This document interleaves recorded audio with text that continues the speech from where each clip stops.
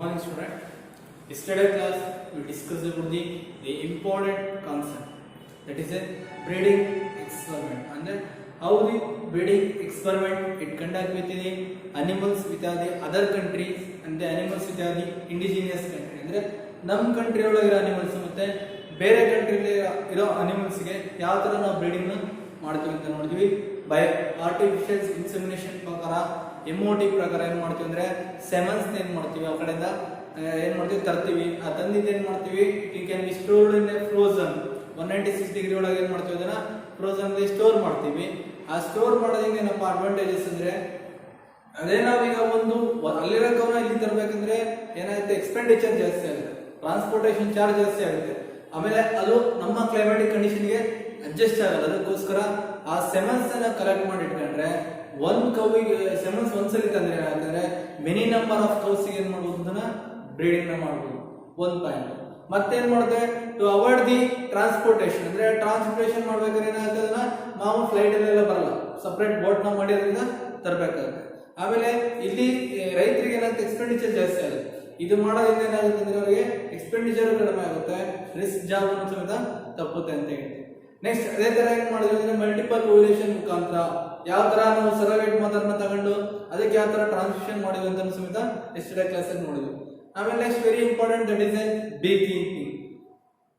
ಆ bee keeping ಮಾಡಿದ್ರೆ agriculture purpose ಗೆ ಯಾವ ತರ ಯೂಸ್ ಆಗುತ್ತೆ, ಆ ಬೀ ಕೀಪಿಂಗ್ ನ ಯಾವ ತರ ಮಾಡಬೇಕು, ಆ ಎಪಿಕಲ್ಚರ್ ಮಾಡಕ್ಕೆ ಯಾವ ತರ ಮೆಥಡ್ಸ್ ಇದಾವೆ ಅಂತ ಹೇಳಿ.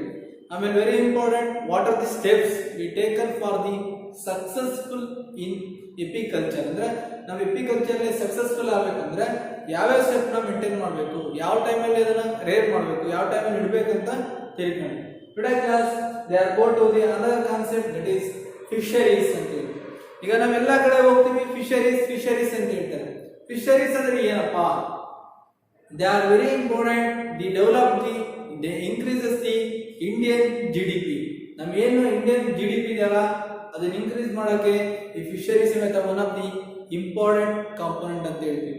ಯಾಕೆಂದ್ರೆ ಫಿಶರೀಸ್ ಅಂದ್ರೆ ಏನ್ ಹೇಳ್ತೀವಿ ಅಂದ್ರೆ ಯಾವ್ದಂದ್ರೆ the export to other countries. ಅಂದ್ರೆ ನಾವು ಇಲ್ಲಿರೋ ಫಿಶರ್ಸ್ ಏನ್ ಮಾಡ್ತೀವಿ ಅಂದ್ರೆ they export to other countries. ಅವಾಗ ಏನಾಗುತ್ತೆ, ಪ್ರಾಫಿಟ್ ಜಾಸ್ತಿ ಆಗುತ್ತೆ. ನೆಕ್ಸ್ಟ್ ಫಿಶರೀಸ್ ಅಂದ್ರೆ that is a catching and processing of fish ಅಂತ ಹೇಳ್ತೀವಿ. Catching and processing of fish, ಆ ಫಿಶ್ ಶೆಲ್ಸ್ ಇರ್ಬೋದು, ಮತ್ತೆ some of the aquatic animals ಇರ್ಬೋದು. ಎಕ್ಸಾಂಪಲ್ ಅಂದ್ರೆ ಆಕ್ಟೋಪಸ್ ಇರ್ಬೋದು, ಅದೇ ತರ ಕ್ರಾಬ್ ಇರ್ಬೋದು. ಇವನ್ನೆಲ್ಲವನ್ನು ಸಮೇತ that is can be catching ಮಾಡ್ತಾರೆ, ಇದನ್ನ ಪ್ರೊಸೆಸಿಂಗ್ ಮಾಡ್ತಾರೆ, they transport they other countries, it is called as fisheries ಅಂತ ಹೇಳ್ತೀವಿ. ಕಾಮನ್ ಆಗಿ ಮೀನುಗಾರಿಕೆ ಅಂತ ಹೇಳ್ತೀವಿ. Catching and processing and selling of fishes of other aquatic animals, that is called as fisheries ಅಂತ ಹೇಳ್ತೀವಿ. A large number of population ಅಂದ್ರೆ ನಮ್ಮ ಇಡೀ ಕಂಟ್ರಿ ಒಳಗೆ ನಮ್ಮ ಮೇಜರ್ ಪಾಪ್ಯುಲೇಷನ್ ತಗೊಂಡ್ರೆ A large number of population it is mainly depend upon fisheries. ಅಂದ್ರೆ ಈಗಲೂ ಸಮೇತ ನಾವು ಯಾವುದೇ ಒಂದು ಕೋಸ್ಟಲ್ ಏರಿಯಾ ಹೋದ್ರೆ, ಎಕ್ಸಾಂಪಲ್ ಅಂದ್ರೆ ನಾವು ಮಂಗಳೂರು ಹೋದ್ರೆ, ಉಡುಪಿ ಹೋದ್ರೆ, ಅಲ್ಲೆಲ್ಲ ಏನಾಗುತ್ತೆ ಅಂದ್ರೆ many of the people they are main only depend upon the fisheries. ಅಂದ್ರೆ ಅವ್ರು ಏನ್ ಮಾಡ್ತಾರೆ, ಅವ್ರ ಲೈಫ್ ನ ಫಿಶರಿ ಮತ್ತೆ ಅಕ್ವಾಟಿಕ್ ಅನಿಮಲ್ಸ್ ಮೇಲೆ ಸಮೇತ ಕಂಪ್ಲೀಟ್ಲಿ ಡಿಪೆಂಡ್ ಆಗಿದ್ದಾರೆ. ಅವ್ರಿಗೆ ಬೇರೆ ಗೊತ್ತಿಲ್ಲ ಕೆಲಸ. ನಮ್ ಕಡೆ ಏನ್ ಮಾಡ್ತಾರೆ ಅಂದ್ರೆ they are completely depend upon the agriculture. ಅದೇ ನಾವು ಕೋಸ್ಟಲ್ ಏರಿಯಾಕ್ಕೆ ಹೋದ್ರೆ they are the peoples, they are mainly depend upon the, it is a coastal area people, they are depend upon the fisheries ಅಂತ ಹೇಳ್ತೀವಿ. ನೆಕ್ಸ್ಟ್ ಮತ್ತೆ next ಏನಾಗ್ತದೆ ಬರೋದು fish product like ಅಂದ್ರೆ ಈಗ ಕಾಡ್ ಲಿವರ್ ಆಯಿಲ್ ಇರ್ಬೋದು, ಅದೇ ತರ ಇನ್ನ ಬೇರೆ ಬೇರೆ ಪ್ರಾಡಕ್ಟ್ ನ ಸಿಂಥಸಿಸ್ ಮಾಡ್ತಾರೆ. ಆ ಪ್ರಾಡಕ್ಟ್ ಮೇಲೆ ಸಮೇತ ಎಷ್ಟೋ ಜನ ಡಿಪೆಂಡ್ ಆಗಿರ್ತಾರೆ.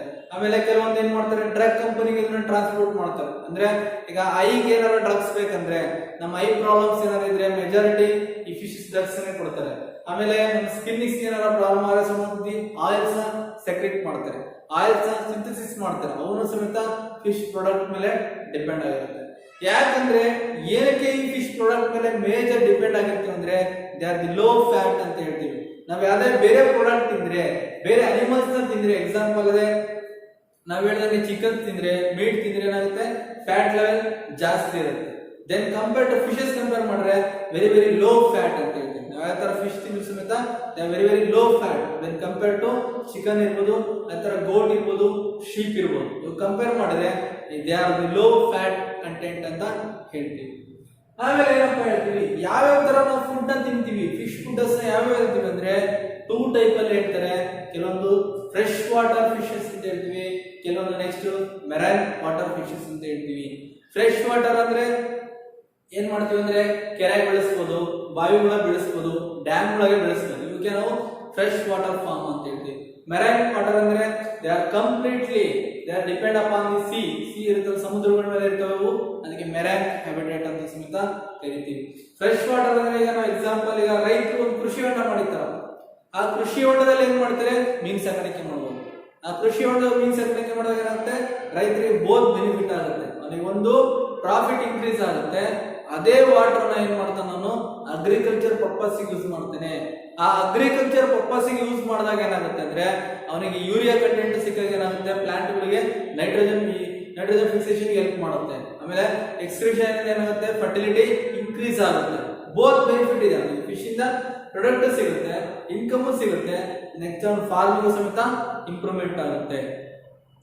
ಫ್ರೆಶ್ ವಾಟರ್ ಫಿಶ್ ಯಾವ್ದಪ್ಪ ಅಂದ್ರೆ ಕಟ್ಲಾ ಅಂತ ಹೇಳ್ತೀವಿ. Catla is fresh water fish. Catla ಮತ್ತೆ ರೋಹು ಮತ್ತೆ catla, these are 2 fishes R the fresh water.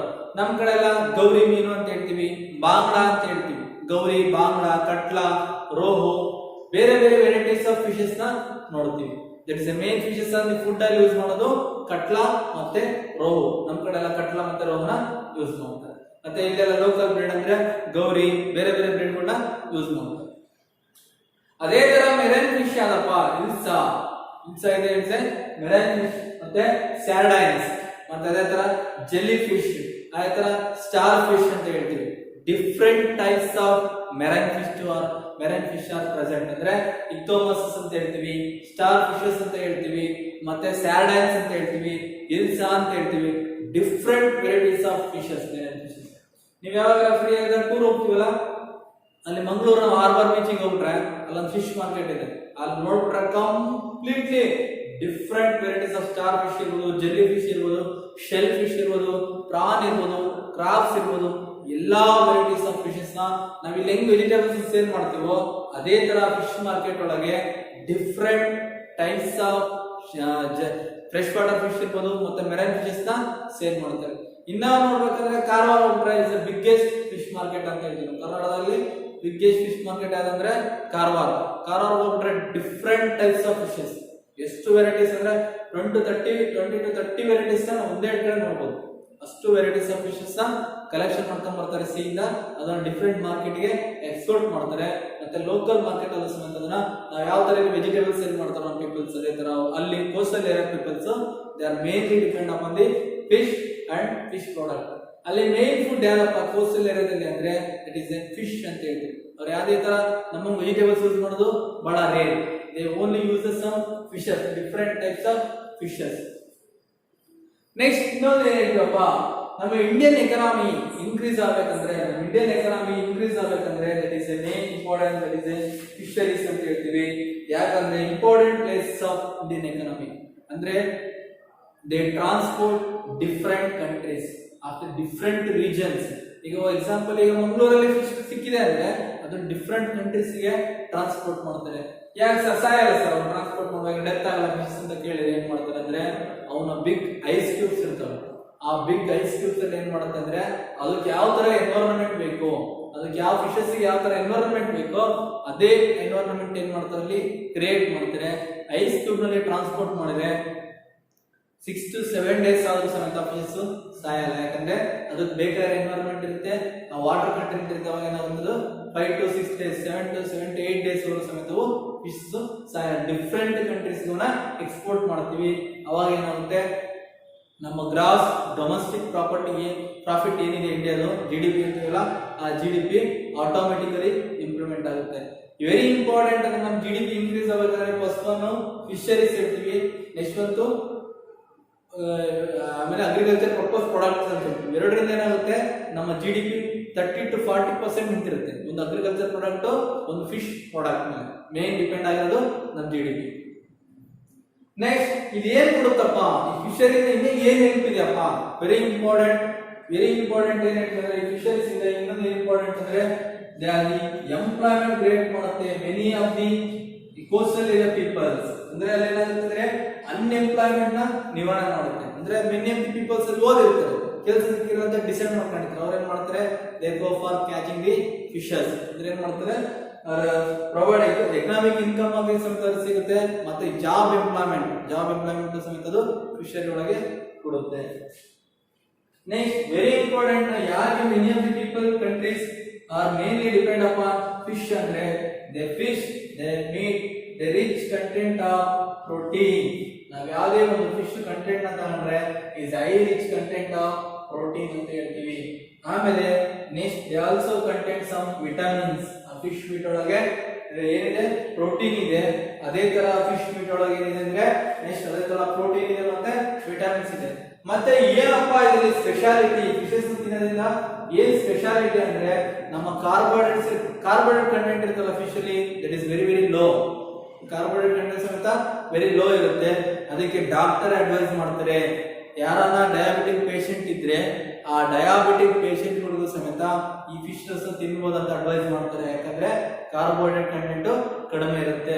ಅವರಿಗೆ ಶುಗರ್ ಇನ್ಕ್ರೀಸ್ ಆಗ್ಬೇಕಂದ್ರೆ ಕಾರ್ಬೋಹೈಡ್ರೇಟ್ ಕಂಟೆಂಟ್ ಜಾಸ್ತಿ ಆದ್ರೆ ಮಾತ್ರ ಶುಗರ್ ಇನ್ಕ್ರೀಸ್ ಆಗುತ್ತೆ. ಕಾರ್ಬೋಹೈಡ್ರೇಟ್ ಕಂಟೆಂಟ್ ಕಡಿಮೆ ಇದ್ದಷ್ಟು ಏನಾಗುತ್ತೆ ಅವ್ರಿಗೆ ಶುಗರ್ ಲೆವೆಲ್ ಕಡಿಮೆ ಆಗಂತ ಬರುತ್ತೆ. ಅದಕ್ಕೆ ಡಾಕ್ಟರ್ ಸಮೇತ ಅಡ್ವೈಸ್ ಮಾಡ್ತಾರೆ go for the sea foods like prawn ಇರ್ಬೋದು ಫಿಶಸ್ ಇರ್ಬೋದು, ಅದರೊಳಗೆ ಏನಿರುತ್ತೆ ಕಾರ್ಬೋಹೈಡ್ರೇಟ್ ಕಂಟೆಂಟ್ ಕಡಿಮೆ ಇರುತ್ತೆ. ಅದೇ ತರ ನಾವು ಇನ್ನೊಂದು ನೋಡ್ಕೊಂಡು ಹೋದ್ರೆ ವೆರಿ ಇಂಪಾರ್ಟೆಂಟ್ ಫಿಶ್ ಇಂದ ಒಂದು ಆಯಿಲ್ ಎಕ್ಸ್ಟ್ರಾಕ್ಟ್ ಮಾಡ್ತಾರೆ that is A card liver oil ಅಂತ ಹೇಳ್ತೀವಿ. ಫಿಶ್ ಇಂದ ಒಂದು ಆಯಿಲ್ ಎಕ್ಸ್ಟ್ರಾಕ್ಟ್ ಮಾಡ್ತಾರೆ that is A card liver oil. ಈ ಕಾರ್ಡ್ ಲಿವರ್ ಆಯಿಲ್ ಏನಪ್ಪ ಇಂಪಾರ್ಟೆಂಟ್ ಫಂಕ್ಷನ್ ನಮ್ಮ ಐ ಡಿಫೆಕ್ಟ್ ನ ಎರಾಡಿಕೇಟ್ ಮಾಡುತ್ತೆ. ಕೆಲವೊಬ್ಬರಿಗೆ ವಿಟಮಿನ್ ಎ ಕಂಟೆಂಟ್ ಕಡಿಮೆ ಆದ ತಕ್ಷಣ ಏನ್ ಮಾಡುತ್ತೆ ನೈಟ್ ಬ್ಲೈಂಡ್ನೆಸ್ ಬರುತ್ತೆ. ವಿಟಮಿನ್ ಎ ಕಂಟೆಂಟ್ ಕಡಿಮೆ ಆದ್ರೆ ಏನಾಗುತ್ತೆ ಅವ್ರ ಬಾಡಿ ಒಳಗೆ ಇಟ್ ರಿಲೀಸಸ್ ಸಮ್ ಏನಾಗುತ್ತೆ ಪ್ಯಾಥೋಜನ್ ಏನಾಗುತ್ತೆ ಇದು releases some of the night blindness symptoms ಏನ್ ಮಾಡುತ್ತೆ ವಿಟಮಿನ್ ಲೆವೆಲ್ ಕಡಿಮೆ ಆದಂಗೆ ಏನಾಗುತ್ತೆ ಐ ಡಿಫೆಕ್ಟ್ ಆಗುತ್ತೆ. ಐ ಡಿಫೆಕ್ಟ್ ನ ರಿಕವರಿ ಮಾಡೋದಕ್ಕೋಸ್ಕರ ಏನ್ ಮಾಡ್ತಾರೆ ಈ ಕಾರ್ಡ್ ಲಿವರ್ ಆಯಿಲ್ ಕೊಡ್ತಾರೆ. ಈ ಫಿಶಸ್ ಇಂದ ಎಕ್ಸ್ಟ್ರಾಕ್ಟ್ ಮಾಡೋ ಈ ಕಾರ್ಡ್ ಲಿವರ್ ಆಯಿಲ್ ಅಂದ್ರೆ ಲಾರ್ಜ್ ಫಿಶಸ್ ಆಫ್ ಮೆರೈನ್. ಈ ಲಾರ್ಜ್ ಫಿಶಸ್ ಆಫ್ ಮೆರೈನ್ ಒಳಗೆ ಲಾರ್ಜ್ ಫಿಶಸ್ ತಗೊಂಡು ಏನ್ ಮಾಡ್ತಾರೆ ಅದನ್ನ ಏನ್ ಮಾಡ್ತಾರೆ ಈ ಕಾರ್ಡ್ ಲಿವರ್ ಆಯಿಲ್ ನ ಎಕ್ಸ್ಟ್ರಾಕ್ಟ್ ಮಾಡ್ತಾರೆ. ಈ ಕಾರ್ಡ್ ಲಿವರ್ ಎಕ್ಸ್ಟ್ರಾಕ್ಟ್ ಇಂದ ಏನಾಗುತ್ತೆ it releases some of the chemicals, some of the vitamins that enriches the vitamin A. Vitamin A ಅನ್ನು enrich ಮಾಡುತ್ತೆ. ಅದರಿಂದ ಏನಾಗುತ್ತೆ ಐ ಡಿಫೆಕ್ಟ್ ನ ಎರಾಡಿಕೇಟ್ ಮಾಡಬಹುದು. ನೆಕ್ಸ್ಟ್ ಏನಪ್ಪ ಹೇಳ್ತೀವಿ increases the fish and fish product. Increases the fish and fish product production.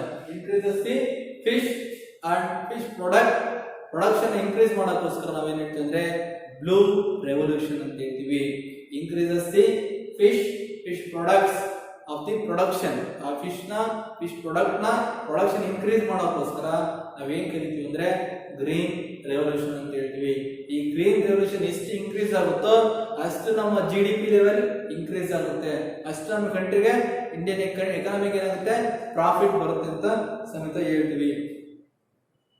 Next very important next pisciculture ಅಂದ್ರೆ ಏನಪ್ಪಾ ಒಂದು ಕಂಟ್ರೋಲ್ ಮ್ಯಾನರ್ ಒಳಗೆ ಫಿಶಸ್ ನ ಸಾಕ್ತೀವಿ ನಾವು. A control breeding method for the fisheries that is called as pisciculture ಅಂತ ಹೇಳ್ತೀವಿ. ಅಂದ್ರೆ ಒಂದು ಕಂಟ್ರೋಲ್ ಮೆಥಡ್ ಅಂದ್ರೆ ಅದಕ್ಕೆ ಎಷ್ಟು ಬೇಕಷ್ಟು ಒಂದು ಲ್ಯಾಂಡ್ ಅಂದ್ರೆ ರೈತರಿಗೆ ಏನ್ ಮಾಡ್ತಾರೆ ಕೃಷಿ ಹೊಂಡ ಸಾಕಕ್ಕೆ ಹೇಳ್ತಾರೆ. ಕೆಲವೊಬ್ರು ಏನ್ ಮಾಡ್ತಾರೆ ಫಿಶಸ್ ಇಂಟ್ರೆಸ್ಟ್ ಇರೋರು ಏನ್ ಮಾಡ್ತಾರೆ ಆ ಫಿಶ್ಗಳನ್ನ ಸಾಕಕ್ಕೋಸ್ಕರನೇ ಒಂದು ದೊಡ್ಡ ತೊಟ್ಟಿಗಳು ಮಾಡಿಸ್ತಾರೆ. Hatching pond, rearing pond, catching pond ಅಂತ ಹೇಳ್ತೀವಿ. ಅಂದ್ರೆ ಹ್ಯಾಚಿಂಗ್ ಮಾಡಕ್ಕೊಂದು, ರೇರಿಂಗ್ ಮಾಡಕ್ಕೊಂದು, ಕ್ಯಾಚ್ ಮಾಡ್ಕೊಳಕ್ಕೊಂದು, ಮತ್ತೆ ಬ್ರೀಡಿಂಗ್ ಮಾಡಕ್ಕೊಂದು, ಮತ್ತೆ ಸಣ್ಣ ಮರಿಗಳನ್ನ ಸಾಕಕ್ಕೊಂದು ಡಿಫ್ರೆಂಟ್ ಲೆವೆಲ್ ಆಫ್ ಪಾಂಡ್ಸ್ ನ ಕ್ರಿಯೇಟ್ ಮಾಡ್ತಾರೆ. ಆ ಡಿಫ್ರೆಂಟ್ ಲೆವೆಲ್ ಆಫ್ ಪಾಂಡ್ ಒಳಗೆ ಏನ್ ಮಾಡ್ತಾರೆ ಆ ಫಿಶಸ್ ನ ಸಾಕಂತ ಬರ್ತಾರೆ. ಅದಕ್ಕೆ ಏನ್ ಮಾಡ್ತಾರೆ ಈ ಫಿಸಿಕಲ್ಚರ್ ಅಂದ್ರೆ ಏನ್ ಹೇಳ್ತಿದ್ರೆ the culture of fishes in breeding manner. ಅಂದ್ರೆ ಏನ್ ಮಾಡ್ತಾರೆ ಕಂಟ್ರೋಲ್ಡ್ ಮ್ಯಾನರ್ ಒಳಗೆ ಅಂದ್ರೆ ಒಂದು ಪರ್ಟಿಕ್ಯುಲರ್ ಪ್ಲೇಸ್ ಒಳಗೆ ಆ ಫಿಶಸ್ ಗಳನ್ನ ರೇರ್ ಮಾಡ್ತೀವಿ. That is called as pisciculture. Control method of breeding in fishes ಅಂತ ಹೇಳ್ತೀವಿ. That is a control breed method of fishes ಅಂತ ಹೇಳ್ತೀವಿ. ದಟ್ ಈಸ್ ಏನ್ ಹೇಳ್ತಿದ್ರೆ ಫಿಸಿಕಲ್ಚರ್. ಈ ಫಿಸಿಕಲ್ಚರ್ ಇಂದ ಏನ್ ಇಂಪ್ರೂವ್ಮೆಂಟ್ ಆಗುತ್ತಪ್ಪ, ಏನ್ ಎಕನಾಮಿಕಲಿ ಇಂಪ್ರೂವ್ ಆಗುತ್ತೆ ಅಂದ್ರೆ ಹೇಳ್ತಾರೆ ಅಂದ್ರೆ they are very important. Increases the production of aquatic plant and aquatic animals. ಅದು ನೀರು ನಿಂತಂಗೆಲ್ಲ ಏನಾಗುತ್ತೆ ಅಂದ್ರೆ ಅಲ್ಲಿ ಅಕ್ವಾಟಿಕ್ ಪ್ಲಾಂಟ್ಸ್ ಜಾಸ್ತಿ ಆಗ್ತವೆ, ಆಮೇಲೆ ಅಕ್ವಾಟಿಕ್ ಅನಿಮಲ್ಸ್ ಸಮೇತ ಜಾಸ್ತಿ ಗ್ರೋ ಆಗ್ತವೆ. ಅದಕ್ಕೋಸ್ಕರ ಈ ಪಿಸಿಕಲ್ಚರ್ ಇಂದ and also one of the important ಅಂದ್ರೆ to increases the production of the aquatic plants and aquatic animals. aquatic plants ಮತ್ತೆ aquatic animals ಸಮೇತ ಹೆಲ್ಪ್ ಆಗುತ್ತೆ. They are both marine habitat ಇಂದ ಮಾಡ್ಕೋಬಹುದು ಮತ್ತೆ ಅದೇ ತರ ಫ್ರೆಶ್ ವಾಟರ್ ಅಲ್ಲಿ ಸಮೇತ ಇದನ್ನ ಮಾಡಬಹುದು. ಬೋತ್ ಇನ್ಕ್ರೀಸ್, ಎರಡು ಕಡೆಯಲ್ಲೂ ಸಮೇತ ಇನ್ಕ್ರೀಸ್ ಆಗುತ್ತೆ. ದಟ್ ಪಿಸಿಕಲ್ಚರ್. ನಮ್ಮ ಕಡೆ ಎಲ್ಲ ಏನ್ ಮಾಡ್ತೀವಿ ನಾವು ಫ್ರೆಶ್ ವಾಟರ್ ಫಾರ್ಮ್ ಮಾಡ್ತೀವಿ. ಅದೇ ಕೋಸ್ಟಲ್ ಏರಿಯಾಕ್ಕೆ ಹೋದ್ರೆ ಅವರು ಸಮುದ್ರದ ನೀರನ್ನ ಏನ್ ಮಾಡ್ತಾರೆ ಒಂದ್ ಕಡೆ ಇನ್ನೊಂದ್ ಕಡೆ ಸ್ಟೋರ್ ಮಾಡ್ಕೊಂಡು ಏನ್ ಮಾಡ್ತಾರೆ ಅವನ್ನ ಸಾಕಂತ ಬರ್ತಾರೆ, ಮೀನು ಸಾಕ್ತಾರೆ. ಆ ಮೀನು ಸಾಕಿದಾಗ ಏನಾಗುತ್ತೆ ಅವರಿಗೆ ಅಲ್ಲಿರೋ ಅಕ್ವಾಟಿಕ್ ಪ್ಲಾಂಟ್ಸ್ ಸಮೇತ ಹೆಲ್ಪ್ ಆಗುತ್ತೆ. ಅದೇ ತರ ಅಲ್ಲಿರುವ ಅಕ್ವಾಟಿಕ್ ಅನಿಮಲ್ಸ್ ಸಮೇತ ಹೆಲ್ಪ್ ಆಗುತ್ತೆ ಅಂತ ಹೇಳ್ತೀವಿ. ನಾವು ಈ ಚಾಪ್ಟರ್ ಸ್ಟಾರ್ಟ್ ಮಾಡ್ಬೇಕಾದ್ರೆ ಈ ಚಾಪ್ಟರ್ ನಾವು two biological principal, one is animal husbandry and another one is plant breeding ಅಂತ ಹೇಳಿದ್ವಿ ಈ ಚಾಪ್ಟರ್ ಸ್ಟಾರ್ಟ್ ಮಾಡೋಕ್ಕಿಂತ ಮುಂಚೆ. ಈಗ ನಾವು ಒಂದು ಪ್ರಿನ್ಸಿಪಲ್ ಮುಗಿಸಿದ್ವಿ, ಇಲ್ಲಿವರೆಗೂ ಕಲಿತಿದ್ದು ಅನಿಮಲ್ ಹಸ್ಬೆಂಡ್ರಿ. ನೆಕ್ಸ್ಟ್ ಈ ಕಲಿತಿದ್ವಲ್ಲ that is a second principle, that is plant breeding ಅಂತ ಹೇಳ್ತೀವಿ. Second principle that is plant breeding ಅಂತ ಹೇಳ್ತೀವಿ. ಆ ಪ್ಲಾಂಟ್ ಬ್ರೀಡಿಂಗ್ ಅಲ್ಲಿ ಏನ್ ಬರುತ್ತಪ್ಪ, ಆ ಪ್ಲಾಂಟ್ ಬ್ರೀಡಿಂಗ್ ಏನಂತ ತಿಳ್ಕೊಳ್ಳೋಣ. The crossing of two individuals or crossing of two plants, crossing of two hybrids are commonly called as plant breeding ಅಂತ ಹೇಳ್ತೀವಿ. ಅಂದ್ರೆ ಯಾವುದೇ ತರ ಮ್ಯಾನಿಪ್ಯುಲೇಷನ್ ಆಫ್ ಟು ಆರ್ಗಾನಿಸಮ್ಸ್ ಅಂತ ಹೇಳ್ತೀವಿ, or crossing of two plants ಅಂತ ಹೇಳ್ತೀವಿ, ಕ್ರಾಸಿಂಗ್ ಆಫ್ ಟು ವೆರೈಟೀಸ್ ಅಂತ ಹೇಳ್ತೀವಿ. That is called as plant breeding ಅಂತ ಹೇಳ್ತೀವಿ. ಇದಕ್ಕೆ ಏನಪ್ಪಾ ಈ ಪ್ಲಾಂಟ್ ಬ್ರೀಡಿಂಗ್ ಒಳಗೆ ವೆರಿ ಇಂಪಾರ್ಟೆಂಟ್ ಏನಪ್ಪಾ, traditional method of farming can be limited biomass and the good yield. ನಾವು ನಮ್ಮ ತಾತ ನಮ್ಮ ಮುತ್ತಾದ ಕಾಲದಿಂದ ಏನ್ ಮಾಡ್ತಾರೆ, ಸಾಂಪ್ರದಾಯಿಕ ಪದ್ಧತಿಯಿಂದ ಏನ್ ಮಾಡ್ತಾರೆ ವ್ಯವಸಾಯ ಮಾಡ್ಕೊಂಡೇ ಬರ್ತಿದೀವಿ. ಅಂದ್ರೆ ಸ್ವಲ್ಪ ಜಾಗ ಇದ್ರೂ ಸಮೇತ ನಮಗೆ ಒಳ್ಳೆ ಈಲ್ಡ್ ಸಿಗ್ತಿದೆ, ಯಾಕಂದ್ರೆ ನಾವು ಟ್ರೆಡಿಷನಲ್ ಮೆಥಡ್ ನ ಫಾಲೋ ಮಾಡ್ತೀವಿ. ಟ್ರೆಡಿಷನಲ್ ಮೆಥಡ್ ನ ಫಾಲೋ ಮಾಡಿದ್ರೆ ಏನಪ್ಪಾ ಬೆನಿಫಿಟ್, ಡಿಸೀಸ್ ಏನಾಗುತ್ತೆ, ಡಿಸೀಸ್ ರೆಸಿಸ್ಟೆನ್ಸ್ ಕೆಪಾಸಿಟಿ ಜಾಸ್ತಿ ಇರುತ್ತೆ. ಯಾವ ತರ ಪೆಸ್ಟ್ ಮತ್ತೆ ಪ್ಯಾಥೋಜನ್ ಅಟ್ಯಾಕ್ ಮಾಡೋದು ಕಡಿಮೆ ಇರುತ್ತೆ. ಅದಕ್ಕೋಸ್ಕರ traditional method is A good method, can yield more in limited biomass, can yield more with a limited biomass. ಸ್ವಲ್ಪ ಜಾಗ ಇದ್ರೆ ಸಮೇತ yield productivity ನ ನಾವು ಜಾಸ್ತಿ ತೆಗಿಬಹುದು. ಎಲ್ಲಿ ಅಂದ್ರೆ that is very important, that is a plant breeding method, that is very important, that is a in a traditional method. ಅದೇ ತರ ಏನ್ ಮಾಡ್ತೀವಪ್ಪ, ಟ್ರೆಡಿಷನಲ್ ಮೆಥಡ್ ಒಳಗೆ ಏನ್ ಮಾಡ್ತೀವಿ, very important, increases the productivity. ಅಂದ್ರೆ ನಾವು ಫುಡ್ ಪ್ರಾಡಕ್ಟ್ ನ ಇನ್ಕ್ರೀಸ್ ಮಾಡ್ದಂಗೆಲ್ಲ ಗ್ರೇಟ್ ಎಕ್ಸ್ಟೆಂಡ್ ಆಗುತ್ತೆ. ಆ ಗ್ರೇಟ್ ಎಕ್ಸ್ಟೆಂಡ್ ಆಗೋದಕ್ಕೆ ನಾವು ಗ್ರೀನ್ ರೆವಲ್ಯೂಷನ್ ಅಂತ ಹೇಳ್ತೀವಿ. Increases the food and food product the good yield, ಅಂದ್ರೆ ಗುಡ್ ಈಲ್ಡ್ ಬರಬೇಕು. ಮತ್ತೆ ಆ ಪ್ಲಾಂಟ್ ಒಳಗೆ ಏನಿರಬೇಕು, ಆ ಡಿಸೀಸ್ ರೆಸಿಸ್ಟೆನ್ಸ್ ಇರಬೇಕು. ಅದಕ್ಕೆ ಏನ್ ಹೇಳ್ತೀವಿ ನಾವು ಗ್ರೀನ್ ರೆವಲ್ಯೂಷನ್ ಅಂತ ಕರಿತೀವಿ. ನೆಕ್ಸ್ಟ್ ಏನ್ ಮಾಡುತ್ತೆ, ಈ ಗ್ರೀನ್ ರೆವಲ್ಯೂಷನ್ ಏನಾಗುತ್ತೆ ಅಂದ್ರೆ ನಮ್ಮ ನ್ಯಾಷನಲ್ ರಿಕ್ವೈರ್ಮೆಂಟ್ ಎಷ್ಟಿರುತ್ತೋ, ಅಂದ್ರೆ ನಮ್ಮ ಒಂದು ವರ್ಷಕ್ಕೆ ಇಷ್ಟು ನಮಗೆ ಪ್ರಾಡಕ್ಟ್ ಬೇಕಂತ ಇರುತ್ತೆ, ಇಷ್ಟು ಮಿಲಿಯನ್ ಟನ್ಸ್ ರೈಸ್ ಬೇಕಂತ ಇರುತ್ತೆ, ಇಷ್ಟು ಮಿಲಿಯನ್ ಟನ್ಸ್ ಜೋವಾರ್ ಬೇಕಂತ ಇರುತ್ತೆ, ಇಷ್ಟು ಮಿಲಿಯನ್ ಟನ್ಸ್ ವೀಟ್ ಬರ್ಬೇಕಂತ ಇರುತ್ತೆ. ಅಷ್ಟನ್ನ ಏನ್ ಮಾಡುತ್ತೆ, ಇನ್ಕ್ರೀಸ್ ಮಾಡಿದ್ರೆ, ಅಷ್ಟು ಪ್ರೊಡಕ್ಟಿವಿಟಿ ಕಂಪ್ಲೀಟ್ ಮಾಡಿದ್ರೆ this is A green revolution ಅಂತ ಹೇಳ್ತೀವಿ. ನೆಕ್ಸ್ಟ್ ನಾವು ಯಾವುದೇ ಒಂದು ಪ್ಲಾಂಟ್ ನ ಬ್ರೀಡಿಂಗ್ ಮಾಡಿದ್ರೆ ಸಮೇತ is the main purpose in order to create desired plant. ನಾವು ಯಾವುದೇ ಒಂದು ಪ್ಲಾಂಟ್ ನ ಬ್ರೀಡಿಂಗ್ ಮಾಡಿದ್ರೆ ಸಮೇತ ನಮ್ಮ ಡಿಸೈರ್ ಕ್ಯಾರೆಕ್ಟರ್, ಒಂದು ಎಕ್ಸಾಂಪಲ್ ಹೇಳ್ಬೇಕಂದ್ರೆ 2 ಟೊಮೆಟೊ ಪ್ಲಾಂಟ್ ತಗೊಂತೀವಿ. ಆ ಟೊಮೆಟೊ ಪ್ಲಾಂಟ್ ಅಲ್ಲಿ ಒಂದು ಪ್ಲಾಂಟ್ ಅಲ್ಲಿ ಏನಿದೆಯಪ್ಪ ಅಂದ್ರೆ ಗುಡ್ ಈಲ್ಡಿಂಗ್ ಇದೆ, ಇನ್ನೊಂದು ಟೊಮೆಟೊ ಪ್ಲಾಂಟ್ ಅಲ್ಲಿ ಏನಿದೆ ಅಂದ್ರೆ very important, that is A good disease resistance power ಇದೆ. ಈ ಎರಡೂ ಪ್ಲಾಂಟ್ ನ ಕ್ರಾಸ್ ಮಾಡಿದ್ರೆ, ಇವೆರಡೂ ಪ್ಲಾಂಟ್ ನಾವು ಕ್ರಾಸ್ ಮಾಡಿದ್ರೆ ಏನಾಗುತ್ತೆ, ಎರಡೂ ಕ್ಯಾರೆಕ್ಟರ್ ಒಂದೇ ಪ್ಲಾಂಟ್ ಅಲ್ಲಿ ಬರುತ್ತೆ. ಅಂದ್ರೆ ಡಿಸೀಸ್ ರೆಸಿಸ್ಟೆನ್ಸ್ ಕ್ಯಾರೆಕ್ಟರ್ ಬರುತ್ತೆ, ಆಮೇಲೆ ಗುಡ್ ಈಲ್ಡಿಂಗ್ ಕ್ಯಾರೆಕ್ಟರ್ ಬರುತ್ತೆ. ಅವಾಗ ಏನಾಗುತ್ತೆ, ರೈತರಿಗೆ ಸಫಿಶಿಯಂಟ್ ಆಗ್ತಾನೆ, ಅವನ ಡಿಸೀಸ್ ಇಂದ ಫ್ರೀ ಆಗ್ತಾನೆ, ಈಲ್ಡ್ ಜಾಸ್ತಿ ಬಂದಂಗೆಲ್ಲ ರೈತ ಪ್ರಾಫಿಟ್ ಸಮೇತ ಜಾಸ್ತಿ ಬರುತ್ತೆ. ಎಷ್ಟು ಈಲ್ಡ್ ಬರುತ್ತೋ ಅಷ್ಟೇ ಪ್ರಾಫಿಟ್ ಜಾಸ್ತಿ ಆಗುತ್ತೆ. ಅದೇ ತರ ಇಲ್ಲಿ ಏನ್ ಮಾಡ್ತಾರೆ, ಅದಕ್ಕೋಸ್ಕರ manipulation of desired trade, manipulation of desired trade ಏನಪ್ಪ ಅಂದ್ರೆ, ಟ್ರೇಡ್ ಮೀನ್ಸ್ ಕ್ಯಾರೆಕ್ಟರ್, ನಮಗೆ ಯಾವ ಕ್ಯಾರೆಕ್ಟರ್ ಬೇಕೋ ಅದನ್ನ ಎಕ್ಸ್ಪ್ರೆಸ್ ಮಾಡ್ತಾರೆ by the crossing of 2 plants, that is called as plant breeding ಅಂತ ಹೇಳ್ತೀವಿ. ಇದು ಯಾವ ಸ್ಟಾರ್ಟ್ ಆಯ್ತಪ್ಪ plant breeding they are B practised in many years ago. ಅಂದ್ರೆ ನಮ್ಮ ಇಂಡಿಯನ್ ಒಳಗೆ ಯಾವ ಸಿವಿಲೈಸೇಷನ್ ಸ್ಟಾರ್ಟ್ ಆಯ್ತು ಅವಾಗಿಂದ ಏನ್ ಮಾಡುತ್ತೆ ಈ ಪ್ಲಾಂಟ್ ಬ್ರೀಡಿಂಗ್ ನ ಪ್ರಾಕ್ಟೀಸ್ ಮಾಡ್ತಂತಾನೆ ಬಂದರೆ ಬೈ ಟ್ರೆಡಿಷನಲ್ ಮೆಥಡ್. ಅಂದ್ರೆ ಅವ್ರಿಗೆ ಗೊತ್ತಿದ್ದಂಗೆ ಯಾವ್ದೋ ಒಂದು ಗುಡ್ ಈಡ್ ಬಂದಿದೆ ಅಂದ್ರೆ ಆ ತೆನೆ ತಗೊಂಡು ಅದನ್ನ ನೆಕ್ಸ್ಟ್ ಇಯರ್ ಏನ್ ಮಾಡ್ತಿದ್ರು ಸೋಯಿಂಗ್ ಮಾಡ್ತಿದ್ರು. ಅದ್ರೊಳಗೆಲ್ಲ ಬರೋ ಪ್ಲಾಂಟ್ ಅದೇ ತರ ಪ್ರಾಕ್ಟೀಸ್ ಮಾಡ್ಕೊಂತ ಬಂದಿದ್ದಾರೆ ಫಾರ್ ಸೆವೆರಲ್ ಜನರೇಷನ್. ಈ ಪ್ಲಾಂಟ್ ಬ್ರೀಡಿಂಗ್ ಯಾವಾಗ ಸ್ಟಾರ್ಟ್ ಆಯ್ತಪ್ಪ ಹ್ಯೂಮನ್ ಸಿವಿಲೈಸೇಷನ್. ನಮಗೆ ಯಾವಾಗ ನಾಗರಿಕತೆ ಬೆಳೀತು ಆ ನಾಗರಿಕತೆ ಬೆಳೆದಾಗ ಈಗ ಸಿಂಧು ನಾಗರಿಕತೆ ಅಂತ ಹೇಳ್ತೀವಿ, ಅವಾಗೆಲ್ಲ ನದಿಯೆಲ್ಲ ಹರಿತಿದ್ವು ಅಂತೀವಿ. ಅವಾಗಿಂದ ಯಾವಾಗ ಪ್ಲಾಂಟ್ ಬೆಳೆಯಕ್ಕೆ ಸ್ಟಾರ್ಟ್ ಮಾಡಿದ್ವು, ಅಗ್ರಿಕಲ್ಚರ್ ಪರ್ಪಸ್ ನ ಯಾವಾಗ ಸ್ಟಾರ್ಟ್ ಮಾಡಿದ್ವು ಅವಾಗಿಂದ ಏನ್ ಮಾಡ್ತಾರೆ ಅಂದ್ರೆ ಈ ಪ್ಲಾಂಟ್ ಬ್ರೀಡಿಂಗ್ ನ nowadays still also found the plant breeding methods for the improvement of crops. ಇದು ಸ್ಟಾರ್ಟ್ ಆಗಿದೆ ಅಂದ್ರೆ 9000 ಇಯರ್ ಟು 11,000 ಇಯರ್ ಅಗೋ. 9,000ದಿಂದ 11,000 ವರ್ಷಗಳ ಹಿಂದೆನೆ ಈ ಪ್ಲಾಂಟ್ ಬ್ರೀಡಿಂಗ್ ಸ್ಟಾರ್ಟ್ ಆಗಿದೆ. ಅಂದ್ರೆ ಆಗಿನ ಕಾಲದಲ್ಲಿ ಸಿವಿಲೈಸೇಷನ್ ಸ್ಟಾರ್ಟ್ ಆದ ತಕ್ಷಣ ಸಮೇತ ಈ ಪ್ಲಾಂಟ್ ಬ್ರೀಡಿಂಗ್ ಮೆಥಡ್ಸ್ ಸಮೇತ ಸ್ಟಾರ್ಟ್ ಆಗಿದೆ for improvement of the crops and also for the improvement of the new varieties and also improvement the crop ಅಂತ ಹೇಳ್ತಾರೆ. ನೆಕ್ಸ್ಟ್ ಏನ್ ಹೇಳ್ತಿದ್ರೆ it is various major food crops for the domestic purposes. ಅಂದ್ರೆ ನಾವು ತಿನ್ನೋ major food crops ರಾಗಿ ಇರ್ಬೋದು, ಜವಾರಿ ಇರ್ಬೋದು, ಮಿಲ್ಲೆಟ್ ಇರ್ಬೋದು, ಇವನ್ನೆಲ್ಲ ನಾವು ಮೇಜರ್ ಯೂಸ್ ಮಾಡ್ತೀವಿ. ವೀಟ್ ಇರ್ಬೋದು, ರೈಸ್ ಇರ್ಬೋದು. ಆ ಡೊಮೆಸ್ಟಿಕ್ ಕ್ರಾಪ್ಸ್ ಏನ್ ಯೂಸ್ ಮಾಡ್ತೀವಲ್ಲ ಅದ್ರದ್ದೆಲ್ಲ ಏನ್ ಮಾಡ್ಬೇಕು, ಗುಡ್ ಇಲಿಂಗ್ ಬರಬೇಕು, ಗುಡ್ ಡಿಸೀಸ್ ರೆಸಿಸ್ಟೆನ್ಸ್ ಬರಬೇಕು. ಅದೇ ತರ ಯಾವ ತರ ಪೆಸ್ಟ್ಗಳು ಅಟ್ಯಾಕ್ ಆಗಬಾರ್ದು, ಯಾವ ತರ ಪ್ಯಾಥೋಜನ್ಗಳು ಅಟ್ಯಾಕ್ ಮಾಡಬಾರ್ದು ಅಂತ ಏನ್ ಮಾಡ್ತಾರೆ ಈ ಪ್ಲಾಂಟ್ ಬ್ರೀಡಿಂಗ್ ಮೆಥಡ್ ಈಗಲೂ ಸಮೇತ now till they also practice. Next ಏನ್ ಹೇಳ್ತಾರೆ classical plant breeding involves the classical plant breeding ಒಳಗೆ ಏನಿದೆ ಅಂದ್ರೆ ಕ್ರಾಸ್ ಹೈಬ್ರಿಡೇಷನ್ ಹೇಳಿದ್ವಲ್ಲ, ಆ ಕ್ರಾಸ್ ಹೈಬ್ರಿಡೇಷನ್ ಮೆಥಡ್ ಸಮೇತ ಯೂಸ್ ಮಾಡ್ತಿದ್ದಾರೆ ಈಗಲೂ ಸಮೇತ. And also pure line selection, cross hybridisation ಮಾಡಿ ಮಾಡಿ ಮಾಡಿ when they get pure line they also use as new cultivars. Plant pure line ಬರುತ್ತಲ್ಲ ಆ ಪ್ಲಾಂಟ್ ಏನ್ ಮಾಡ್ತಾರೆ ನೆಕ್ಸ್ಟ್ ಜನರೇಷನ್ ಗೆ ಸೋ ಮಾಡೋದು. ಆ ಸೋ ಮಾಡಿದ್ರೊಳಗೆ ಮತ್ತೆ ಕ್ರಾಸ್ ಮಾಡ್ಕೊಂತ ಹೋಗ್ತಾರೆ. when get ಸೋಮೋಕ್ಲೋನಲ್ ಆಂಟಿಬಾಡಿ ಸೋಮೋಕ್ಲೋನಲ್ ಯಾವ ಸಿಗ್ತದೋ ಅವಾಗ ಪ್ಯೂರ್ ಲೈನ್ಸ್ ಯಾವ ಸಿಗ್ತವೋ ಅವಾಗ ಏನ್ ಮಾಡ್ತಾರೋ ಡೊಮೆಸ್ಟಿಕ್ ಪರ್ಪಸ್ ಗೆ ಸ್ಟಾರ್ಟ್ ಮಾಡ್ತಾರೆ. ನೆಕ್ಸ್ಟ್ ಈಗಿನ ನಾವು ನವೇಡೇಸ್ ಹೋಗ್ಬೇಕಾದ್ರೆ ನಾವು ಯಾವುದೇ ತರ ಒಂದು ಪ್ಲಾಂಟ್ ಬ್ರೀಡಿಂಗ್ ಮಾಡ್ತಿದ್ವಿ ಅಂದ್ರೆ ವೆರಿ ಇಂಪಾರ್ಟೆಂಟ್ ನ್ಯೂಟ್ರಿಷನ್ ಕಂಟೆಂಟ್. ಈಗ ನವೇಡೇಸ್ ನಾವೆಲ್ಲರೂ ಒಂದು ಪ್ಲಾಂಟ್ ಬೆಳಿತೀವಿ, ಈಗ ಬಾಸ್ಮತಿ ಅಕ್ಕಿ ಅದರೊಳಗೆ high rich content of vitamins. ಅದೇ ತರ ಕೆಲವೊಂದು ಫ್ರೂಟ್ಸ್ ಬಂದಿದ್ದಾವೆ, ಆ ಫ್ರೂಟ್ಸ್ ಇಂದಾಗ ಏನಾಗುತ್ತೆ ನಮ್ಮ ಪ್ಲೇಟ್ಲೆಟ್ ನ ಇನ್ಕ್ರೀಸ್ ಮಾಡುತ್ತೆ, ನಮ್ಮ ಬ್ಲಡ್ ಸರ್ಕ್ಯುಲೇಷನ್ ನ ಇಂಪ್ರೂವ್ ಮಾಡುತ್ತೆ. ಅವು ಏನಪ್ಪ ನ್ಯೂಟ್ರಿಷನ್ ಎನ್ಹಾನ್ಸಿಂಗ್ ಇದಾವೆ. ಆಮೇಲೆ ಅದೇ ತರ ಸಮ್ ಆಂಟಿಬಾಡೀಸ್ ನ ಎನ್ಹಾನ್ಸಿಂಗ್ ಮಾಡ್ತವೆ. Some of the fruit they increases the immunity power.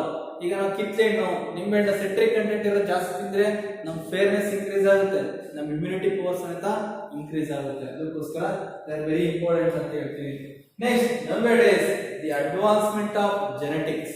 ಈಗ today the advancement of genetics ಅಂತ ಹೇಳಿದ್ರೆ ನಮ್ಮ ಮಾಲಿಕ್ಯುಲರ್ ಬಯಾಲಜಿ ಇರ್ಬೋದು, ನಮ್ಮ ಜೆನೆಟಿಕ್ಸ್ ಇನ್ಕ್ರೀಸ್ ಆದಂಗೆಲ್ಲ ಏನಾಗ್ತದೆ ಅಂದ್ರೆ ಯಾವುದು ಸಸೆಪ್ಟಬಲ್ ಜೀನ್ ಇದೆಯೋ, ಈಗ ನಾವು ಯಾವುದೋ ಒಂದು ಪ್ಲಾಂಟ್ ತಗೊಂತೀವಿ, ಈಗ ಒಂದು ಟೊಮೆಟೊ ಪ್ಲಾಂಟ್ ಅಂತೀವಿ,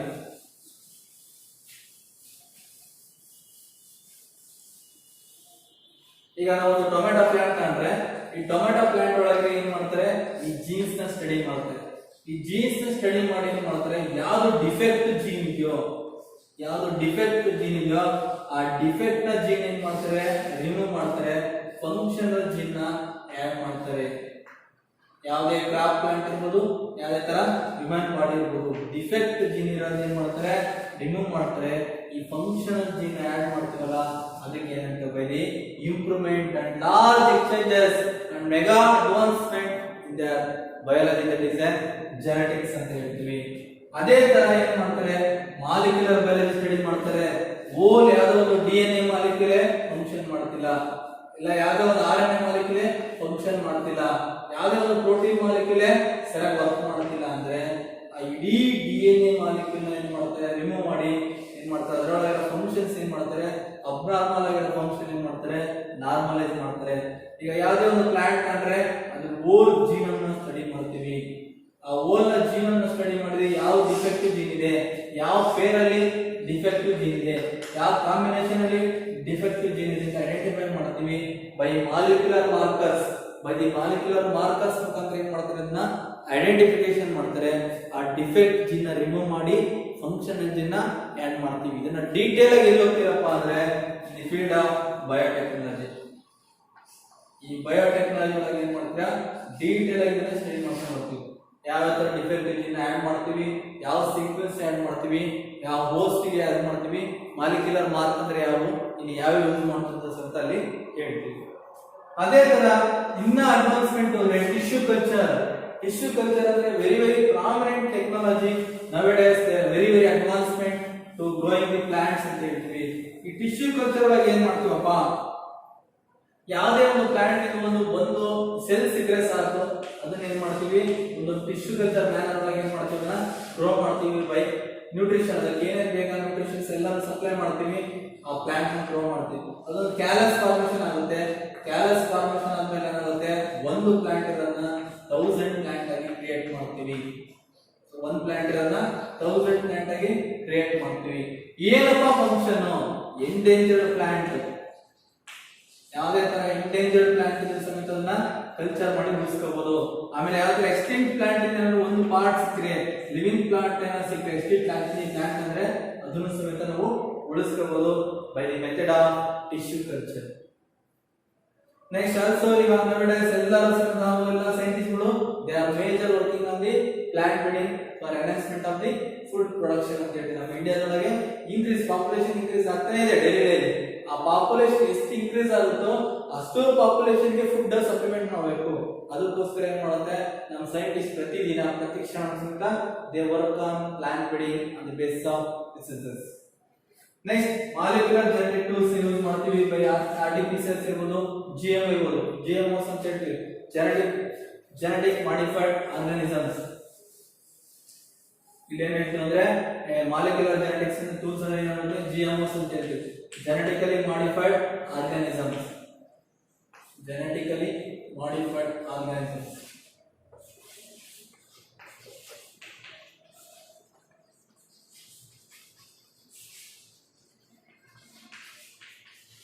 ಈ ಜೆನೆಟಿಕಲಿ ಮಾಡಿಫೈಡ್ ಆರ್ಗಾನಿಸಮ್ಸ್ ಇಂದ ನಮ್ಗೆ ಯಾವ ತರ ಜೀನ್ಸ್ ಬೇಕಾದ್ರೆ ಚೇಂಜ್ ಮಾಡ್ತಾರೆ, ಒಳ್ಳೆ ಕ್ರಾಪ್ ಇಂಪ್ಲಿಮೆಂಟೇಷನ್ GMOs ಹೆಲ್ಪ್ ಮಾಡ್ತಾರೆ.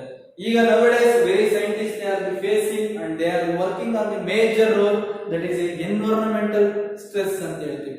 ಅಂದ್ರೆ ಕೆಲವೊಂದು ಪ್ಲಾಂಟ್ ಟೆಂಪರೇಚರ್ ಜಾಸ್ತಿ ಆದ್ರೂ ಬದುಕಲ್ಲ, ಕೆಲವೊಂದು ಪ್ಲಾಂಟ್ ಸಾಲ್ಟ್ ಕಾನ್ಸಂಟ್ರೇಷನ್ ಜಾಸ್ತಿ ಇದ್ರೆ ಬದುಕಲ್ಲ, ಕೆಲವೊಂದು ಪ್ಲಾಂಟ್ ಗೆ ಮಳೆ ಬರಲಿಲ್ಲ ಅಂದ್ರೆ ಬದುಕಲ್ಲ. ಅದಕ್ಕೋಸ್ಕರ ಆ ಎನ್ವೈರನ್ಮೆಂಟಲ್ ಸ್ಟ್ರೆಸ್ ನ ಎರಾಡಿಕೇಟ್ ಮಾಡುವಂತ ಕ್ರಾಪ್ ನ ಈಗಲೂ ಸಮೇತ ಇಂಪ್ರೂವ್ಮೆಂಟ್ ಮಾಡ್ತಿದ್ದಾರೆ. ಈಗ ಒಳಗೆ ಮೇಜ್ ಒಳಗೆ ಮಾಡಿದ್ದಾರೆ. ಮೇಜ್ ಒಳಗೆ ಏನ್ ಮಾಡಿದ್ದಾರೆ ಅಂದ್ರೆ drought resistance plant. Drought resistance plant ಅಂದ್ರೆ ಮಳೆ ಬರ್ದಿರೋ ಸಮೇತ ಒಂದ್ಸಲಿ ಮಳೆ ಬಂದ ಸಮೇತ ಪ್ಲಾಂಟ್ಗಳು ಬೆಳಿಲ್ಲ. ಅಂದ್ರೆ ಅಲ್ಲಿ ಏನ್ ಮಾಡ್ತಾರೆ, ಪ್ಲಾಂಟ್ ಗೆ ಡ್ರಾಟ್ ರೆಸಿಸ್ಟೆನ್ಸ್ ಜೀನ್ ಆಡ್ ಮಾಡಿದ್ದಾರೆ. ವೈಲ್ಡ್ ಜೀನ್ಸ್ ಇರ್ತಾವಲ್ಲ, ಆ ವೈಲ್ಡ್ ಜೀನ್ಸ್ ಏನ್ ಮಾಡಿದ್ರೆ ಈ ಕ್ರಾಪ್ ಪ್ಲಾಂಟ್ ಗೆ ಆಡ್ ಮಾಡ್ತಾರೆ. ಅವಾಗ ಏನಾಗುತ್ತೆ, ಆ ವೈಲ್ಡ್ ಜೀನ್ಸ್ ಇರೋ ಕ್ಯಾರೆಕ್ಟರ್ ಸಮೇತ ನಮ್ಮ ನಾರ್ಮಲ್ ಕ್ರಾಪ್ ಪ್ಲಾಂಟ್ ಗೆ ಟ್ರಾನ್ಸ್ಫರ್ ಆಗುತ್ತೆ. ಇದು ವೈಲ್ಡ್ ಏನ್ ವರ್ಕ್ ಮಾಡುತ್ತಿರ್ತೋ ಜೀನ್, ಈ ವೈಲ್ಡ್ ಪ್ಲಾಂಟ್ ಒಳಗೆ ಏನ್ ಜೀನ್ ವರ್ಕ್ ಮಾಡುತ್ತಿರ್ತೋ ಅದನ್ನ ಏನ್ ಮಾಡುತ್ತೆ ಮೇಜ್ ಪ್ಲಾಂಟ್ ಅಲ್ಲಿ ವರ್ಕ್ ಮಾಡುತ್ತೆ. ಎನ್ವೈರನ್ಮೆಂಟಲ್ ಸ್ಟ್ರೆಸಸ್ ಅಂದ್ರೆ ಟೆಂಪರೇಚರ್ ಇರ್ಬೋದು, ಅಸಿಡಿಟಿ ಇರ್ಬೋದು, ಡ್ರಾಟ್ ಇರ್ಬೋದು, ಇವನ್ನೆಲ್ಲವನ್ನು ಎರಾಡಿಕೇಟ್ ಮಾಡುವಂತ ಕ್ರಾಪ್ಸ್ ಸಮೇತ ಡೆವಲಪ್ಮೆಂಟ್ ಮಾಡ್ತಾರೆ. ಇನ್ನ ಒಂದು ನೋವೆಲ್ ವರ್ಕ್ ಏನಪ್ಪಾ, ಫಿಲಿಪೈನ್ಸ್ ಒಳಗೆ ಏನ್ ಮಾಡ್ತಿದ್ದಾರೆ ಅಂದ್ರೆ, ಈಗ ನಾವೆಲ್ಲರೂ ಸಮೇತ ವೀಟ್ ಮತ್ತೆ ರೈಸ್ ಏನ್ ಮಾಡ್ತೀವಿ, ಎಲ್ಲಿ ನೀರ್ ಇರ್ತದೆ ಅಲ್ಲಿ ಬೆಳಿತೀವಿ. ಅದೇ ತರ ಈಗ ಏನ್ ಮಾಡ್ತಿದ್ದಾರೆ, ನಾರ್ಮಲ್ ಟೆಂಪರೇಚರ್ ನಾರ್ಮಲ್ ಲ್ಯಾಂಡ್ ಅಲ್ಲಿ ಸಮೇತ ವೀಟ್ ನ ರೈಸ್ ನ ಬೆಳಿಬೇಕಂತ ಏನ್ ಮಾಡ್ತಾರೆ, ಈಗ ಸಮೇತ ಆನ್ ಗೋಯಿಂಗ್ ರಿಸರ್ಚ್ ನಡೀತಾ ಇದೆ. ಅದೇನಾದ್ರು ಸಕ್ಸಸ್ಫುಲ್ ಆದ್ರೆ ಅಂದ್ರೆ ಇನ್ನು 5 to 10 years ಒಳಗೆ ನಾವು ಮೇಜ್ ಬೆಳೆಯ ಬದಲು, ಜೋವಾರ್ ಬೆಳೆಯ ಬದಲು ಅಲ್ಲಿ ಸಮೇತ ವೀಟ್ ಮತ್ತೆ ನಾವು ಅದೇ ತರ ರೈಸ್ ಸಮೇತ ಗ್ರೋ ಮಾಡಬಹುದು. That is a very important of the plant breeding and also contribution to the society. ಆಮೇಲೆ ಈಗ ನೋಡೋಣ, what are the main steps they are involved in a new variety of crop. ಒಂದು new variety ನಮಗೆ crop ಬರ್ಬೇಕಂದ್ರೆ ಯಾವ ತರ step ನ follow ಮಾಡಬೇಕು, ಯಾವ ಸ್ಟೆಪ್ ನ ಫಾಲೋ ಮಾಡಿದ್ರೆ ನಮಗೆ ನ್ಯೂ ವೆರೈಟಿ ಆಫ್ ಕ್ರಾಪ್ಸ್ ಬರುತ್ತೆ ಅಂತ ತಿಳ್ಕೊಳ್ಳೋಣ. ಫಸ್ಟ್ ಒನ್ ಏನ್ ಹೇಳ್ತೀವಿ ಅಂದ್ರೆ ವೆರಿ ಇಂಪಾರ್ಟೆಂಟ್. ಫಸ್ಟ್ ಒನ್ ಏನ್ ಹೇಳ್ತೀವಿ ಅಂದ್ರೆ collection of variability. Collection of variability. Second step evaluation and selection of parents. Second step ಏನ್ ಹೇಳ್ತೀವಿ ಅಂದ್ರೆ evaluation and selection of parent. Third one ಏನ್ ಹೇಳ್ತೀವಿ ಅಂದ್ರೆ cross hybridization among selected parent. Fourth one ಏನಂತಂದ್ರೆ selection and testing of superior recombinant. Fifth one ಏನಂತಂದ್ರೆ testing and release and commercialization of new cultivars ಅಂತ ಹೇಳಿ ಒಂದೊಂದೇ ಏನಂತ ತಿಳ್ಕೊಳ್ಳೋಣ.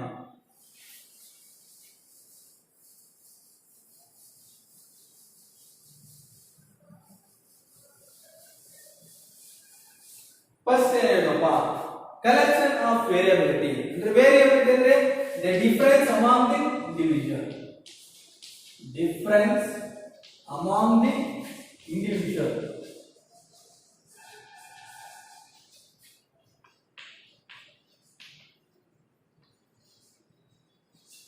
ವೇರಿಯಬಿಲಿಟಿ ಅಂದ್ರೆ the difference among the individual ಅಂದ್ರೆ ಇಬ್ರು ಇದ್ರೆ ಅವರಿಬ್ರು ಮಂದಿ ಏನ್ ಇಂಡಿವಿಜುವಲ್ ಇದೆ ಅಂದ್ರೆ ಏನ್ ಡಿಫರೆನ್ಸ್ ಇದೆ ಅಂತ ತಿಳ್ಕೊಳಕ್ಕೆ ನಾವು ವೇರಿಯಬಲ್ ಆ ವೇರಿಯಬಿಲಿಟಿ ಅಂತ ಹೇಳ್ತೀವಿ.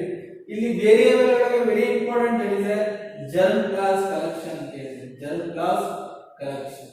ಈ ಜರ್ಮ್ ಕ್ಲಾಸ್ ಕಲೆಕ್ಷನ್ ಕೆಲಸ ಏನಪ್ಪಾ, the entire collection of plants are the entire collection of seeds with having diverse allele of an gene ಅಂತ ಹೇಳ್ತೀವಿ. ಈಗ ಒಂದೇ ತರ ಮೇಸ್ ಪ್ಲಾಂಟ್ ಇದೆ ಅಂದ್ರೆ ಆ ಮೇಸ್ ಪ್ಲಾಂಟ್ ಒಳಗೆ ಡಿಫರೆಂಟ್ ಅಲೀಲ್ಸ್ ಯಾವಿದಾವೆ ಆ ಡಿಫರೆಂಟ್ ಅಲೀಲ್ಸ್ ಏನ್ ಮಾಡ್ತೀವಿ ಕಲೆಕ್ಷನ್ ಮಾಡ್ತೀವಿ ಒಂದ್ ಕಡೆ, ಅದನ್ನ ಜೀನ್ ಮುಖಾಂತರ ಏನ್ ಮಾಡ್ತೀವಿ ಸ್ಟೋರ್ ಮಾಡ್ಕೊಂತೀವಲ್ಲ, ದಟ್ ಈಸ್ ಕಾಲ್ಡ್ ಆಸ್ ಏನಂತಂದ್ರೆ germplasm selection or germplasm collection ಅಂತ ಇದೆ. Difference among the variability of a different alleles in a gene by the collection of germplasm collection. That is the first one, collection of variability. The entire collection of plants irbodu, seeds irbodu, having all diverse alleles for a gene. Diverse alleles ಅಂದ್ರೆ ಅದಕ್ಕೆ ಇರುವಂತ different alleles ಯಾವಿದಾವೋ ಆ gene ಒಳಗೆ ಅದನ್ನೆಲ್ಲರೂ collect ಮಾಡ್ತೀವಿ. For given crop for example maize ಅಂದ್ರೆ maize ಒಳಗೆ ಬರುವಂತ ಡಿಫರೆಂಟ್ ಅಲೀಲ್ಸ್ ಯಾವಿದಾವೋ ಅವನ್ನೆಲ್ಲವನ್ನು ಕಲೆಕ್ಟ್ ಮಾಡ್ತೀವಿ. That is germplasm collection ಅಂತ ಹೇಳ್ತೀವಿ. ಆಮೇಲೆ ಸೆಕೆಂಡ್ ಒನ್ ಹೇಳ್ತೀವಿ evolution of selection parent. Evolution of the selection of the parents ಅಂತ ಹೇಳ್ತೀವಿ. ಆ ಜರ್ಮ್ ಪ್ಲಾಸಮ್ ಒಳಗೆ ಬಂದಿರುವಂತ ಪೇರೆಂಟ್ ನಾವು ಸೆಲೆಕ್ಟ್ ಮಾಡ್ತೀವಿ. ಒಂದು ಮೇಲ್ ಪೇರೆಂಟ್ ಮತ್ತೆ ಒಂದು ಫೀಮೇಲ್ ಪೇರೆಂಟ್ ಅಂತ ತಗೊಂಡಾಗ ಏನಾಗುತ್ತಂದ್ರೆ ಇದನ್ನೆಲ್ಲ ಇಡೀ ವೆರೈಟಿ ಕಂಡಿಬೇಕಂದ್ರೆ ಇದನ್ನ ವಿತೌಟ್ ಹೊರಗಡೆ ತಗೊಂಡು ಹೋಗಲ್ಲ. It is all inside the research laboratory. ಯಾವುದೇ ಒಂದು ನ್ಯೂ ವೆರೈಟಿ ಬರ್ಬೇಕಂದ್ರೆ ನಾವು ಸೀಡ್ ಕಂಪನಿ ಒಳಗೆ ವರ್ಕ್ ಮಾಡ್ತೀವಿ. ಯಾವ ತರ ಫೀಲ್ಡ್ ಅಲ್ಲಿ ಇದನ್ನ ಟೆಸ್ಟ್ ಮಾಡಲ್ಲ. ಫಸ್ಟ್ ಸೀಡ್ ಕಂಪನಿಯಲ್ಲಿ ಇವನ್ನೆಲ್ಲ ಪ್ರೋಸೆಸ್ ನ ಮುಗಿಸಿ ಇದೆಲ್ಲ ಸಕ್ಸಸ್ ಆಯ್ತು ಸೀಡ್ ಕಂಪನಿ ಅಂದ್ರೆ ನೆಕ್ಸ್ಟ್ ನ್ಯೂ ಕಲ್ಟಿವೇಟರ್ ರೈತರಿಗೆ ಕೊಡ್ತೀವಿ, ಅಲ್ಲಿಂದ ರಿಸಲ್ಟ್ ನ ಅಕ್ಯುರೇಟ್ ಮಾಡ್ತಾರೆ. ಈಗ ಸೆಕೆಂಡ್ ಒಂದು ಹೇಳ್ತಿದ್ರೆ ಎವಲ್ಯೂಷನ್ ಆಫ್ ಸೆಲೆಕ್ಟೆಡ್ ಪೇರೆಂಟ್ಸ್. ಇಲ್ಲಿ ಏನ್ ಮಾಡಿದ್ವಲ್ಲ ಜರ್ಮ್ ಪ್ಲಾಸಮ್ ತಗೊಂಡಿದ್ವಲ್ಲ ಅವನ್ನ ಒಂದನ್ನ ಮೇಲ್ ಅಂತ ತಗೊಂತೀವಿ, ಇನ್ನೊಂದು ಫಿಮೇಲ್ ಮತ್ತೆ ಮೇಲ್ ಪ್ಲಾಂಟ್ ಅಂತ ತಗೊಂತೀವಿ. ಮೇಲ್ ಪ್ಲಾಂಟ್ ಮತ್ತೆ ಒಂದು ಫಿಮೇಲ್ ಪ್ಲಾಂಟ್. ಈ ಮೇಲ್ ಪ್ಲಾಂಟ್ ಒಳಗೆ ಏನಿದೆಯಪ್ಪ ಡಿಸೀಸ್ ರೆಸಿಸ್ಟೆನ್ಸ್ ಮೇಲ್ ಪ್ಲಾಂಟ್ ಒಳಗೆ. ಅದೇ ಫಿಮೇಲ್ ಪ್ಲಾಂಟ್ ಒಳಗೆ ಏನಿದೆಯಪ್ಪ ಗುಡ್ ಈಲ್ಡಿಂಗ್ ಪವರ್ ಇದೆ. ಏನಿದೆ ಗುಡ್ ಈಲ್ಡಿಂಗ್. ಇಲ್ಲಿರೋದು ಏನ್ ಮಾಡ್ತೀವಿ ಅಂದ್ರೆ ಪೋಲನ್ ರೈಸ್. ಈ ಪೋಲನ್ ರೈಸ್ ತಗೊಂಡಾಗ ಏನ್ ಮಾಡ್ತೀವಿ ಅಂದ್ರೆ they dust on the female plant. ಈ ಪೋಲನ್ ರೈಸ್ ತಗೊಂಡು ಏನ್ ಮಾಡ್ತೀವಿ ಅಂದ್ರೆ ಮೇಲ್ ಪ್ಲಾಂಟ್ ಒಳಗೆ ಪೋಲನ್ ರೈಸ್ ತಗೊಂಡಾಗ ಏನಿದ್ರೆ ಫಿಮೇಲ್ ಪ್ಲಾಂಟ್ ಇರ್ತಲ್ಲ ಅಲ್ಲಿ ಏನ್ ಮಾಡ್ತೀವಿ ಪೋಲನ್ ರೈಸ್ ನ ಡಸ್ಟ್ ಮಾಡ್ತೀವಿ. ಅಂದ್ರೆ ಆರ್ಟಿಫಿಷಿಯಲ್ ಮೆಥಡ್ ಅಲ್ಲಿ ನಾವೇನ್ ಮಾಡ್ತೀವಿ ಅದನ್ನ ರಿಕಾಂಬಿನೇಷನ್ ಮಾಡಿಸ್ತೀವಿ. ಆರ್ಟಿಫಿಷಿಯಲ್ ಮೆಥಡ್ ಅಲ್ಲಿ ನಾವೇನ್ ಮಾಡ್ತೀವಿ ಫರ್ಟಿಲೈಸೇಷನ್ ಮಾಡಿಸ್ತೀವಿ. ಆ ಫರ್ಟಿಲೈಸೇಷನ್ ಮಾಡಿದಾಗ ಏನಾಗುತ್ತೆ ಅಂದ್ರೆ ಇದನ್ನೇನ್ ಮಾಡ್ತೀವಿ ಅಂದ್ರೆ ಸೀಡ್ ಏನ್ ಮಾಡಿ ಕವರ್ ಮಾಡ್ತೀವಿ. ದಟ್ ಇಸ್ ಬ್ಯಾಗಿಂಗ್ ಅಂತ ಹೇಳ್ತೀವಿ. ಈ ಕವರ್ ಮಾಡ್ತೀವಿ ದಟ್ ಇಸ್ ಬ್ಯಾಗಿಂಗ್ ಅಂತ ಹೇಳ್ತೀವಿ. ಇಲ್ಲೇನಿದೆಯಲ್ಲ removal of factor from the female male plant that is emasculation ಅಂತ ಹೇಳ್ತೀವಿ. ಇಲ್ಲೇನ್ ಮಾಡ್ತೀವಿ ಎಮ್ಯಾಸ್ಕ್ಯುಲೇಷನ್ ಅಂದ್ರೆ removal of factor from male plant. Next ಇದನ್ನ ಕವರ್ ಏನ್ ಮಾಡ್ತೀವಿ ಏನ್ ಮಾಡ್ತೀವಿ ಫರ್ಟಿಲೈಸೇಷನ್ ಮಾಡ್ತೀವಿ. That is bagging. ನೆಕ್ಸ್ಟ್ ಏನಾಗ್ತದೆ ಬ್ಯಾಗಿಂಗ್ ಅಲ್ಲಿ ಫಾರ್ಮೇಷನ್ ಮಾಡುತ್ತೆ. ಈ ಬ್ಯಾಗಿಂಗ್ ಒಳಗೆ ಏನ್ ಮಾಡ್ತೀವಿ ಲೇಬಲ್ ಮಾಡ್ತೀವಿ. ಏನಂದ್ರೆ ಯಾವ ಡೇಟ್ ಅಲ್ಲಿ ಮಾಡಿದ್ವಿ, ಯಾವ ಪ್ಲಾಂಟ್ ನ ಮೇಲ್ ತಗೊಂಡಿವಿ, ಯಾವ ಪ್ಲಾಂಟ್ ನ ಫೀಮೇಲ್ ತಗೊಂಡಿದ್ವಿ. ಏನ್ ಹೇಳ್ತೀವಿ ಸೆಲೆಕ್ಷನ್ ಆಫ್ ಪೇರೆಂಟ್. ಅಂದ್ರೆ ಎರಡು ಪೇರೆಂಟ್ ಏನ್ ಮಾಡ್ತೀವಿ ಸೆಲೆಕ್ಷನ್ ಮಾಡ್ತೀವಿ. ಯಾವ ವೆರೈಟೀಸ್ ಬೇಕೋ ಆ ವೆರೈಟಿನ ಎರಡನ್ನೂ ಸೆಲೆಕ್ಟ್ ಸೆಲೆಕ್ಷನ್ ಮಾಡ್ತೀವಿ. ಆ ಸೆಲೆಕ್ಷನ್ ಮಾಡಿದ ಎರಡು ಪೇರೆಂಟ್ ಏನ್ ಮಾಡ್ತೀವಿ ಕ್ರಾಸ್ ಮಾಡ್ತೀವಿ. ಆ ಎರಡು ಸೆಲೆಕ್ಷನ್ ಮಾಡಿರೋ ಪೇರೆಂಟ್ ಥರ್ಡ್ ಪಾಯಿಂಟ್ ಏನಂತೀವಿ cross evolution among selected parent. ನಾವು ಯಾವ ಎರಡು ಪೇರೆಂಟ್ ಸೆಲೆಕ್ಟ್ ಮಾಡಿದ್ವೋ ಅವೆರಡೂ ಪೇರೆಂಟ್ ನ ಏನ್ ಮಾಡ್ತೀವಿ ಇಲ್ಲಿ ಕ್ರಾಸ್ ಮಾಡ್ತೀವಿ. That is cross of the crossing of two hybridisation among selected parent. ನಾವು ಯಾವ ಸೆಲೆಕ್ಟೆಡ್ ಪೇರೆಂಟ್, ಯಾವ ಪೇರೆಂಟ್ ನ ಸೆಲೆಕ್ಟ್ ಮಾಡಿರ್ತೀವಿ ಎರಡನ್ನು ಕ್ರಾಸ್ ಮಾಡ್ತೀವಿ. ಆ ಕ್ರಾಸ್ ಮಾಡಿದ್ಮೇಲೆ ಏನ್ ಮಾಡುತ್ತೆ ನೆಕ್ಸ್ಟ್ ಒಂದು ನಮಗೆ ಏನ್ ಬರುತ್ತೆ, ಒಂದು ಪ್ರೋಜನಿ ಬರುತ್ತೆ. ಆ ಕ್ರಾಸ್ ಮಾಡಿದ್ರೆ ನಮಗೆ ಏನ್ ಬರುತ್ತೆ, ಒಂದು ಪ್ರೋಜನಿ ಬರುತ್ತೆ. ಆ ಪ್ರೋಜನಿ ಏನ್ ಮಾಡ್ತೀವಿ ನಾವು selection and testing of recombinant ಅಂದ್ರೆ ಆ ಪ್ರೋಜನಿ ಏನ್ ಮಾಡ್ತೀವಿ ನಾವು ಟೆಸ್ಟ್ ಮಾಡ್ತೀವಿ. ಆ ಪ್ರೋಜನಿ ಹೆಂಗ್ ಟೆಸ್ಟ್ ಮಾಡ್ತೀವಪ್ಪ, ಆ ಪ್ರೋಜನಿ ನಾವು ಹೆಂಗ್ ಟೆಸ್ಟ್ ಮಾಡ್ತೀವಿ ಅಂದ್ರೆ ನಾವು ಹಾಕಿರೋ ಪೇರೆಂಟ್ ಕ್ಯಾರೆಕ್ಟರ್ ಆ ಪ್ಲಾಂಟ್ ಒಳಗೆ ಬಂದಿದ್ಯಾ, ಡಿಸೀಸ್ ರೆಸಿಸ್ಟೆನ್ಸ್ ಒಂದು, ಆಮೇಲೆ ಗುಡ್ ಈಲ್ಡಿಂಗ್ ಒಂದು, ಇವೆರಡು ಕ್ಯಾರೆಕ್ಟರ್ ಈ ರಿಕಾಂಬಿನೆಂಟ್ ಒಳಗೆ ಬಂದಿದ್ಯಾ ಅದನ್ನ ಟೆಸ್ಟ್ ಮಾಡೋದು ಹೆಂಗಪ್ಪ, ನಾವೇನ್ ಮಾಡ್ತೀವಿ ಯಾವುದೇ ತರ ನಾವು ಸೀಡ್ ಕಂಪನಿ ಒಂದು ಪ್ಲಾಟ್ ಮಾಡ್ಕೊಂಡಿರ್ತಾರೆ, ಸೀಡ್ ಪಾಟಿಂಗ್ ಪ್ಲಾಟ್ ಅನ್ನು ಮಾಡ್ಕೊಂಡಿರ್ತಾರೆ.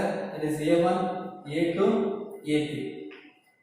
ಇಲ್ಲಿ ಏನ್ ರಿಕಾಂಬಿನೆಂಟ್ ಬಂದಿರುತ್ತಲ್ಲ ರಿಕಾಂಬಿನೆಂಟ್ ಸೀಡ್ಸ್ ಏನ್ ಮಾಡ್ತಾರೆ A1 A2 ಒಳಗೆ ಹಾಕ್ತಾರೆ.